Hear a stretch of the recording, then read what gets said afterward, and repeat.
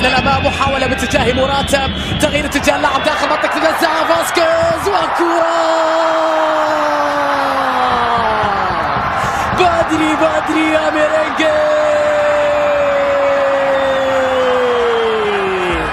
الله على مراتب، جميلة تمريرة من مراتب، تحرك ذكي من فاسكيز، ونهاية سعيدة لريال مدريد. ولسه في الثلاث دقائق الأولى من أحداث اللقاء، لا يريد أن يتوقف القطار اليوم، يريد أن يسرع، يريد أن ينطلق بذات القوة والسرعة ريال مدريد. الكرة من لوكاس، وبعد ذلك في انتظارها النجم الكولومبي الكبير خامس رودريغيز. شوفها مرة أخرى من لوكاس، لمست على ما يبدو في المدافع في ركبة، بعد ذلك خامس وفي شباك غرناطة، بدأ أنها من المدافع. على أي حال انطلقوا بقوة، ضربوا المدافع من الدقائق الأولى، ودائما رودريغيز يتجاوزون الدقائق الصعبة الأولى. لوكاس على جهة اليمين، لوكاس عرضية أخرى داخل منطقة الجزاء، عدت من مراتب، كوينتراو يستلمها، يلعبها عرضية، فرصة بالراس والثاني.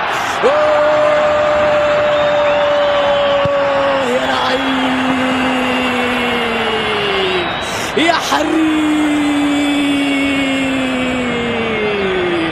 خميس واحدة باليمنى، خميس أخرى باليسرى، رودريغيز هذه المرة بالراس، وثاني لريال مدريد. ميرينجي جميل، وهدف ثاني مع العشر دقائق الأولى في اللقاء. تقريبا خلصوا على غرناطة في 10 دقائق.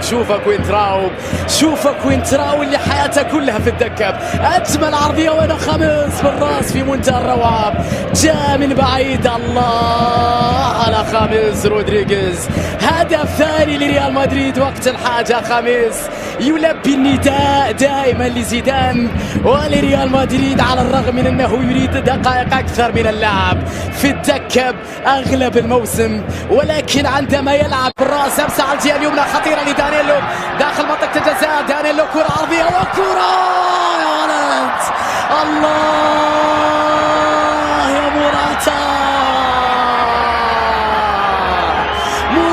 والثالث للميرينجي. أي كرة يا مدريد، أي تمريرة يا دانييلو، أي تسديدة جميلة يا موراتا في سقف المرمى، أي بدلاء عند ريال مدريد. هدف ثالث في منتهى الروعة من جانب موراتا. ريال مدريد روعة. دانييلو طلب الكرة من جانب موراتا، وتسديدة بعد ذلك في شباك يوتشوا. ريال مذهل حتى في البدلاء، حتى بدكة البدلاء. ريال مدريد مذهل بصراحة، لأنك تشاهد عمل جماعي كبير وكرة قدم مثيرة ممتعة.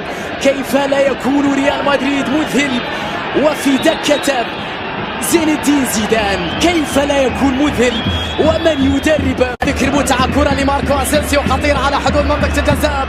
أسينسيو لموراتا، فرصة للرابع، موراتا عدى بكرة، والرابع يا مدريد. يا موراتا، ما هذا يا موراتا، ما هذا يا زيدان؟ رباعية مدريدية، لمسة في منتهى الروعة من الفارو موراتا. لا تبكين، انسي مباراة اليوم وفكري في مستقبل غرناطة، ولا تنسي، ياك أن تنسي أن اليوم مباراة ضد ريال مدريد مع هذا الكم الهائل من النجوم. شوفها من الفنان ماركو أسينسيو، موراتا 1 على 1، ذهب المدافع أدراج الرياح، وذهبت الكرة إلى شباك يوتشوا، وذهب ريال مدريد للرابع، واقترب من انتصار ثمين، وجعل الليغا مشتعلة في جولاتها الأخيرة، والتنافس كبير، والأهداف لموراتا، ثاني أهدافه في مباراة الليلة. الفارو موراتا هدفين، خامس رودريغيز هدفين، 4 مدريد 0 غرناطة.